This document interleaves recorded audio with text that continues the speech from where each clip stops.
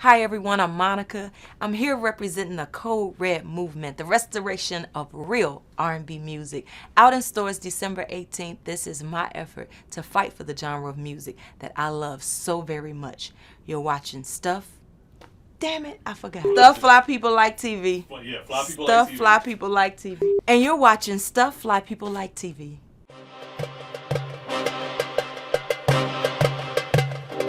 The kids are amazing. They're doing a great job of just adjusting and balancing everything that's taking place because I keep them so involved, mainly because they enjoy it. If it's something that they didn't like, I wouldn't have them do it.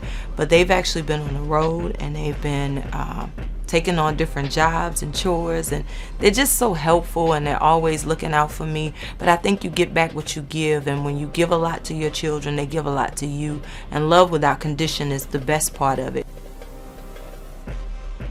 I would absolutely allow any of my children to be a part of the music business. I feel like everything I've gone through and everything that I've learned has been with reason.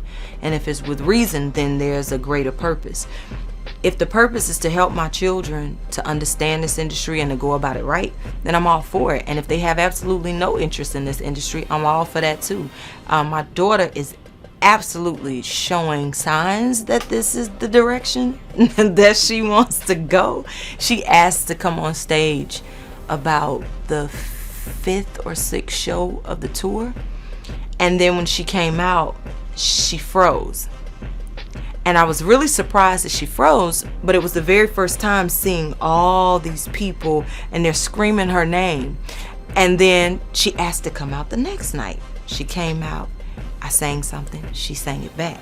So I noticed that, yeah, it's kind of like progressing that way, but she also loves ballet, which shocked me. She did not get that from her mama. And she loves painting.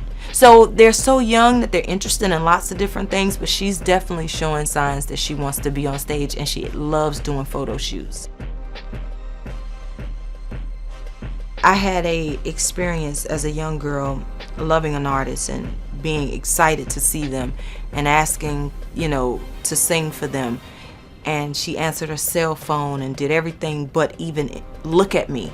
And she later apologized, which was amazing, because you never know what she was experiencing at that time, and as human beings, it's a lot to take in when you become successful and status changes, your monetary, everything is changing, everything is just changing. And for me, I was fortunate that I didn't go through those changes because I stayed so deeply rooted in where I'm from. It had a lot to do with my family as well. I think media training would be great for every artist to mandatorily have to go through. I didn't. I broke all the rules. I made all the mistakes. Thank God there was no internet at that time. I learned, because I was only 12, 13 years old. So I said everything that came to my mind, it came out of my mouth. And in some ways that made me who I was. The Miss Thing concept and title, that's where it came from. That was my nickname around the studio and everything, because I said exactly what I felt. I genuinely love people. I don't think that's something you can buy or teach. And so no matter how much training somebody might get, if you really don't like people and you really don't like interacting, this really isn't the business for you. Because people say that it's just about the music, but who are you selling the music to? So you can't separate the two. So for instance, like the example you gave of me coming in 5th and Mercer, my first order of business, because I came there to support Lala, was just to at least speak to Lala, and then I did everything that was asked of me. If you meet my parents, them being ministers and having their own church for all those years, all we did was interact with people, and people were typically going through when they would come to my families for something. And it's my stepfather, but he's been there 30 years, so it's my dad, so I watched how they interacted with people, and we would travel around with them. And then I had my father that was very street. His family was the same way. So I'm kind of like this fusion of those things.